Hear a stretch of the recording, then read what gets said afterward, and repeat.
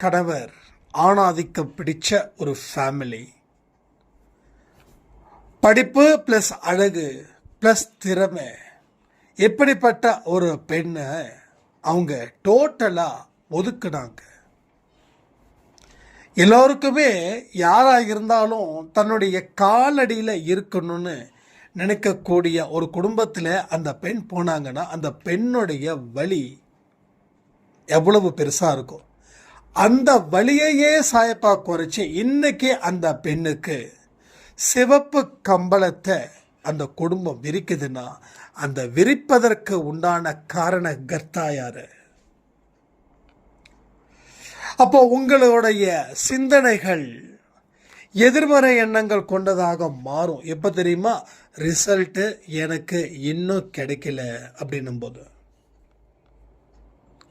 So எந்த அளவுக்கு பொறுமையோடும், எந்த அளவுக்கு நம்பிக்கையோடும், எந்த அளவுக்கு முயற்சி மேலே முயற்சி செய்தும் உழைத்து கொண்டும் இருக்கிறோமோ அவர்களே வாழ்க்கையில் வெற்றி அடைவார்கள். எழுதி வச்சுக்கோங்க.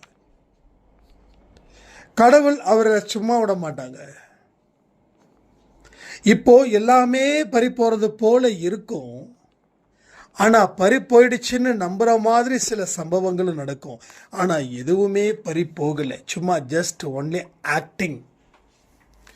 சினிமாவில் ஆக்டர்ஸு நடிக்கிறாங்க தானே, 20 பேர் அடிக்க முடியுமா? ஜஸ்ட் ஒரு ஆக்டிங். பட் அந்த ஹீரோ வெளியில் வரும்போது 2 பேருக்கு மேலே சண்டை போட முடியாது, அதுவும் பலசாலியாக இருந்தால் மட்டும். ஒரு 70 வயசு ஹீரோ 10 பேர் அடிக்கிறாரு, முடியுமா? 70 வயசு நம்ம வீட்டில் இருக்காங்க, அந்த 70 வயசு இருக்கிறவங்க அடிக்க முடியுமா? அப்போது எல்லா விஷயமும் உங்களை பயப்படுத்துறது போல பயப்படுத்தும்.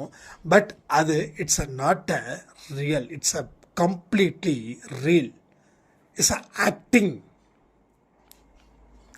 இதை நாம் புரிஞ்சுக்கணும்.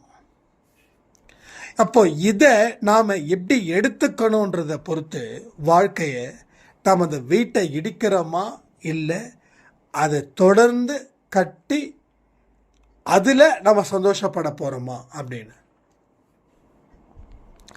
இங்கே எத்தனையோ பேர் இன்னும் வீடு கட்டிகிட்டு இருக்கேன், பணம் இல்லை, பாதியில் நிற்குது அப்படின்னு சொல்கிற அத்தனை பேருக்கும் கடவுளுடைய ஆசீர்வாதம் நிச்சயமாக இருக்கும்.